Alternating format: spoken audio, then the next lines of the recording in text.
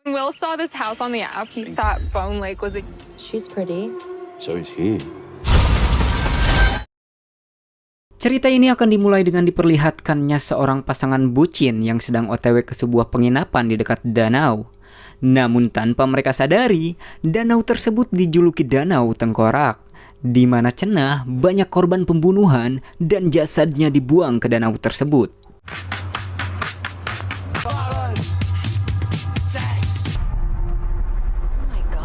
Dan sesampainya di sebuah villa, betapa senangnya Sage saat villa yang Diego booking ternyata sebuah villa mewah. Tak cuma itu, ternyata Diego berniat melamar Sage di villa tersebut. Said that our generation is... Here it is. This house is insane. Melihat kemewahan villa tersebut, sontak membuat Sage bercicilan. Namun saat melihat beberapa pintu yang digembok, sontak membuat mereka terheran-heran. Apakah villa ini adalah villa keramat?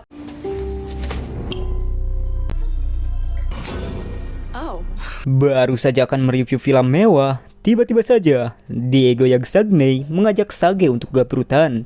Meskipun masih capek akibat perjalanan jauh, Sage yang tidak mau Diego malah menghabiskan sabun batang, mau tidak mau harus memberikan Diego jatah. Baru saja selesai adu mekanik, tiba-tiba saja mereka dibuat kaget saat seseorang tiba-tiba datang ke villa itu. Dan ternyata yang datang ke villa adalah sepasang bucin. Mereka berkata bahwa villa ini sudah mereka booking untuk seminggu ke depan. Dirasa ada kesalahan, Diego dan Sage memutuskan untuk menelepon pemilik villa. Namun anehnya, panggilan tersebut di luar jangkauan. Apakah mereka tertipu sama amang-amang pakai kupluk dan senter?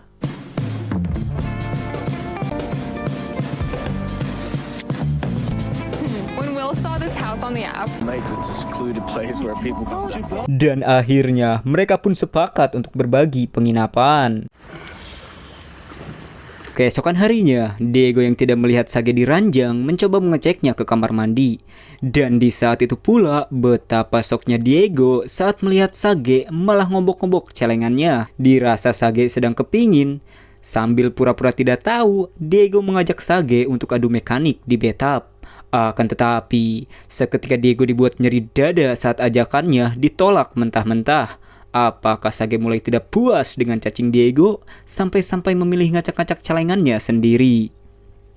Di siang harinya, tiba-tiba saja Diego dihampiri Cindy. Dengan setelan habis mandi seakan memancing, Cindy meminta tolong kepada Diego untuk mengambilkan sesuatu di kamarnya. Bathroom, of course. makeup bag. Okay, yes, makeup bag. Melihat Diego yang mulai tantrum, Cindy pun menyuruh Diego untuk mengambil sesuatu di lacinya. And then cherry top. Cherries on it. I see. Yes. Dan ternyata ini hanya akal-akalan Cindy untuk menggoda Diego. Di saat Cindy akan melepaskan skin handuknya, Diego yang tidak mau kelepasan setan bergegas ngabret keluar. Di malam harinya, Will yang penasaran dengan 3 pintu yang digembok mengajak mereka untuk membukanya. Meskipun ini sudah tidak benar, mereka yang sama-sama kepo menyetujui ajakan Will. That's never gonna work. Tumblers. Guys. Baby, wait until you see. Yo, we call dibs on the sex swing. Wow, betapa sumringahnya mereka saat menemukan begitu banyak alat-alat gabrut hardcore. Di tengah pengecekan, Will yang penasaran dengan pintu-pintu yang terkunci mengajak mereka semua bergegas membuka pintu selanjutnya. No. Dikira akan mendapatkan pengaman gratis. Betapa syoknya mereka saat pintu kedua yang dibuka berisi sarana ritual. Di saat itu pula, fokus Diego teralihkan dengan sebuah koran orang hilang. Dan naasnya, pasangan itu hilang ketika menyewa villa ini. Diego yang mempunyai firasat aneh, memutuskan untuk menyudahi aksi ini. Padahal, masih ada 1 pintu yang belum dibuka.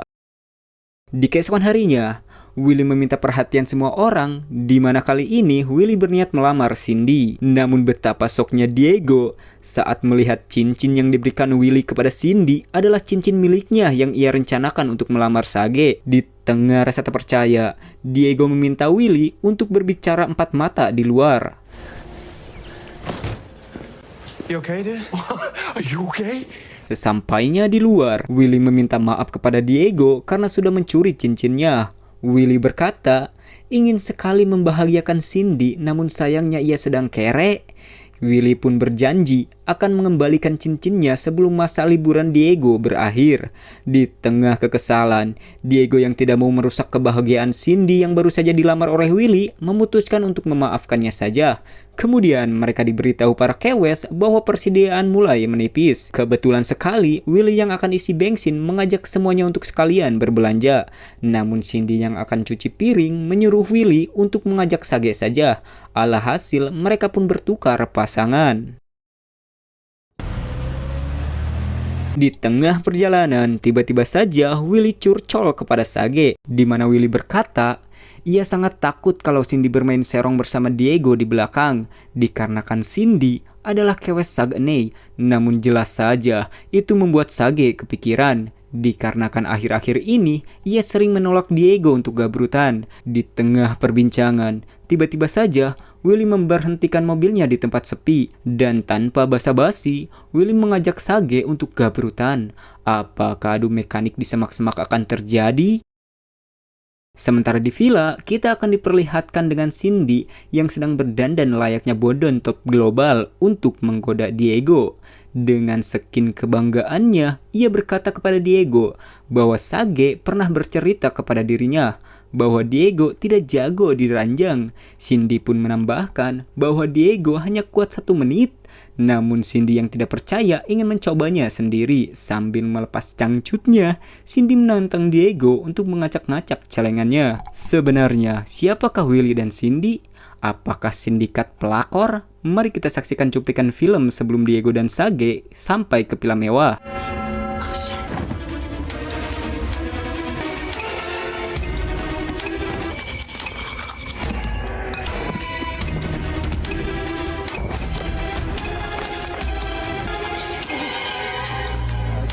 Oh, ternyata Willy dan Cindy adalah sindikat kopet pemilik villa ini, di mana ia sering memburu pasangan bucin, dan sebelum membunuh mangsanya, mereka akan membuat para pasangan bucin tersebut bertengkar terlebih dahulu. Di sore harinya, melihat Sage bertingkah aneh jelas membuat Diego curiga. Dirasa Sage menyembunyikan sesuatu, Diego pun berniat menanyakannya di malam hari. Singkat waktu, malam pun tiba. Diego dengan baik-baik bertanya apa yang sudah Willy dan Sage lakukan di luar sana. Namun entah mengapa Sage malah balik menanya.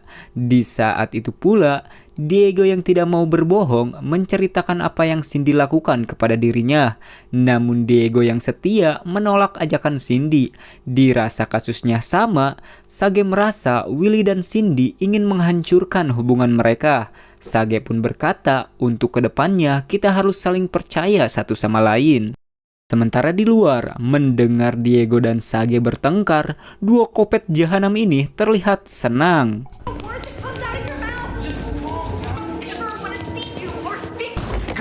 Guys, I need your help. Tiba-tiba saja, Diego yang keluar dari kamar meminta Willy dan Cindy untuk mengejar Sage yang kabur setelah mereka bertengkar hebat. Tanpa Willy dan Cindy ketahui, ternyata mereka sedang di-prank. Karena pertengkaran yang terjadi hanya akal-akalan Diego dan Sage untuk membuat mereka berdua keluar dari villa ini. Kemudian mereka yang curiga memutuskan untuk membuka pintu terakhir yang digembok.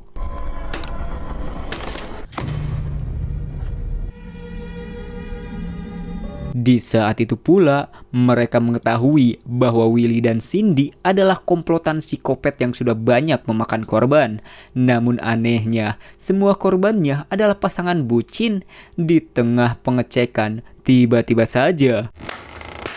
Well played. Dan sesaat kemudian, Willy yang terkesan dengan kecerdikan Diego dan Sage menyuruhnya untuk pergi saja. Sambil melemparkan kunci mobil, Willy pun berkata, kali ini ia baru menemukan korban pasangan bucin yang setia.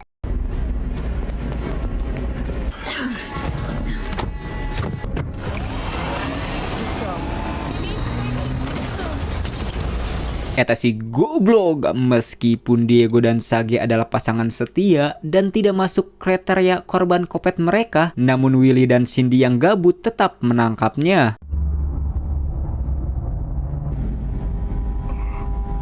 Setelah berhasil menangkap buruan mereka, Diego dan Sage yang baru tersadar menanyakan apa yang diinginkan Willy dan Cindy. Dirasa pasangan ini sedikit spesial, Willy pun menceritakan asal-usul mereka. Sambil memperlihatkan album keluarganya, Willy pun bercerita bahwa ia dan Cindy adalah kakak beradik, di mana saat masih kecil mereka tidak pernah terpisahkan. Namun beberapa waktu berlalu tanpa Willy dan Cindy sadari, perasaan mereka tiba-tiba menjadi perasaan cinta terlarang. Dan di saat mereka mulai beranjak dewasa, tepatnya menginjak bangku SMA, mereka berdua ketahuan adu gabrut oleh orang tuanya, hingga mereka berdua mendapatkan penyiksaan ekstrim. Dan ketika mereka akan dipisahkan, Willy dan Cindy yang tidak mau dipisahkan nekat membunuh orang tuanya dan jasadnya dibuang ke danau. Jadi itulah asal-usul dari Danau Tengkorak. Setelah menceritakan semuanya, tiba-tiba saja Cindy yang Sagnei mengajak kakaknya untuk adu mekanik kilat. Oh my God. Dirasa ini kesempatan, Diego dan Sage pun mulai melepaskan diri. Namun tanpa mereka sadari, pengadukan yang dilakukan Willy dan Cindy ternyata sangatlah singkat. Alhasil pelarian mereka pun diketahui.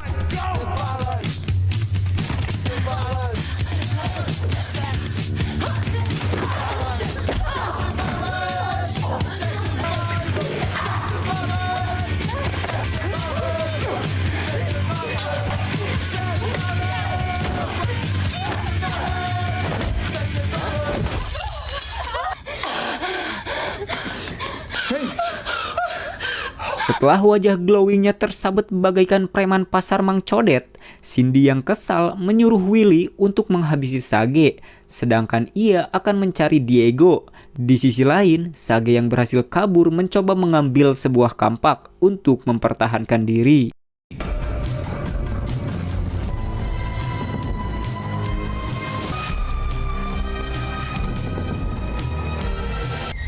You gonna kill me with an axe, Sage? Fuck! I'm so glad you're not going out without him.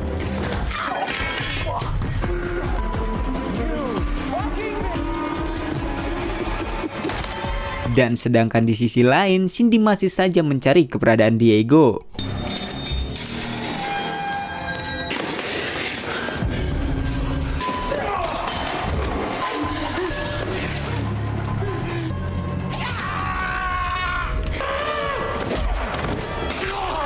Setelah berhasil membuat Cindy mubui, Diego yang pingsan berusaha ngabret sekencang-kencangnya lalu mencari Sage. Akan tetapi, di tengah kepanikan, betapa soknya Diego saat melihat Willy membawa sencok kopet. Watch your step. Watch your step. Oh. You know, you think you're so of people just like us. Please, please.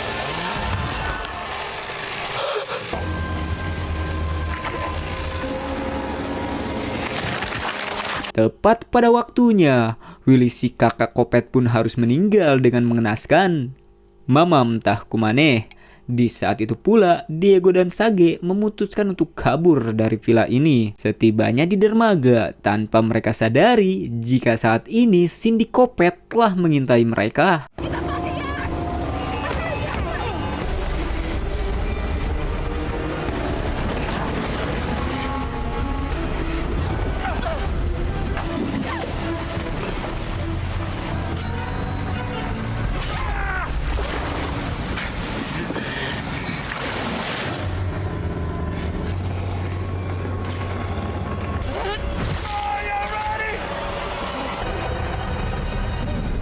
Dirasa Cindy Kopet masih hidup, Diego menyuruh Sage untuk memundurkan perahu. Alhasil, Cindy pun menjadi bubur merah.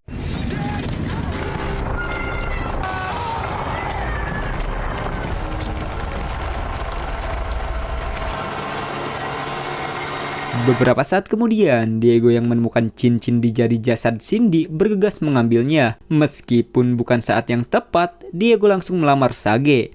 Dan film pun berakhir. Terima kasih.